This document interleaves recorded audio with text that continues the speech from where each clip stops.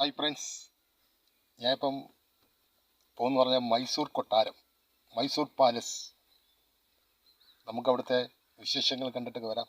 എന്നാലും നമുക്ക് അങ്ങോട്ടൊന്ന് പോയാലോ? വാ, നമ്മൾ മൈസൂർ പാലസിലോട്ട് പോവുകയാണ്.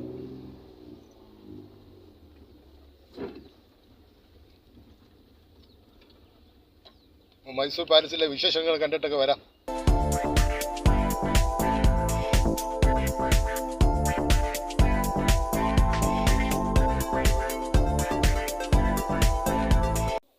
ഒത്തിരി ആൾക്കാരുണ്ട്.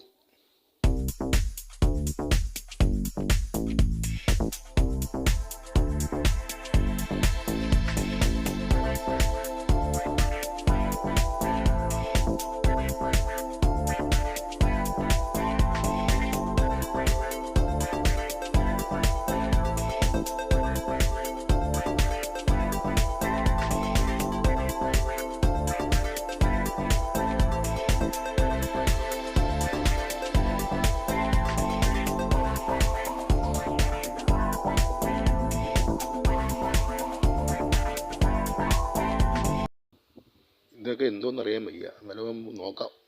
ഒത്തിരിയും അടിപൊളി പ്രതിമയൊക്കെ ഉണ്ടാക്കി വെച്ചിരിക്കുക ഇവിടെ.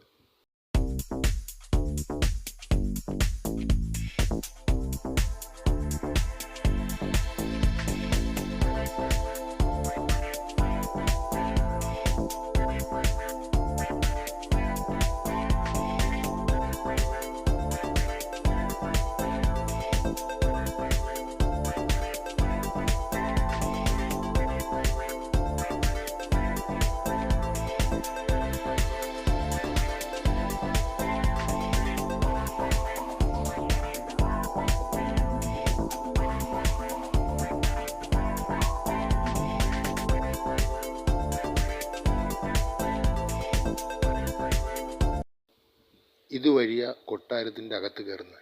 വാ, നമുക്ക് അതിൻ്റെ അകത്ത് കയറി എൻ്റെ വിശേഷങ്ങളൊക്കെ കണ്ടിട്ട് വരാം.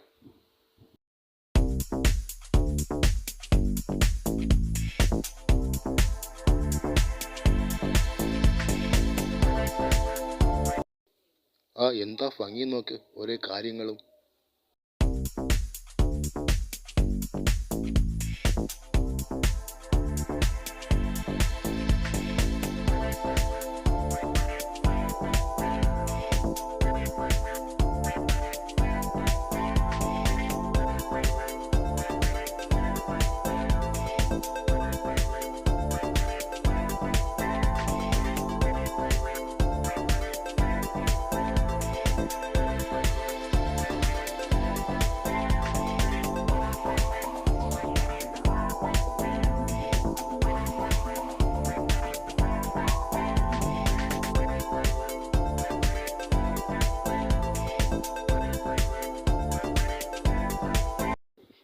എന്തു മനോഹരമായ കാഴ്ചകൾ!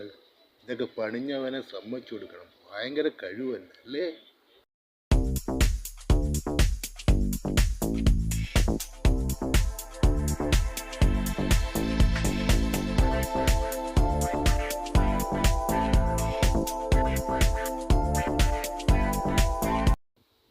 സായിപ്പും മാതാമിയും എല്ലാവരും ഉണ്ട് ഇതിൻ്റെ അകത്ത്, ഈ കൊട്ടാരത്തിൻ്റെ അകത്ത്.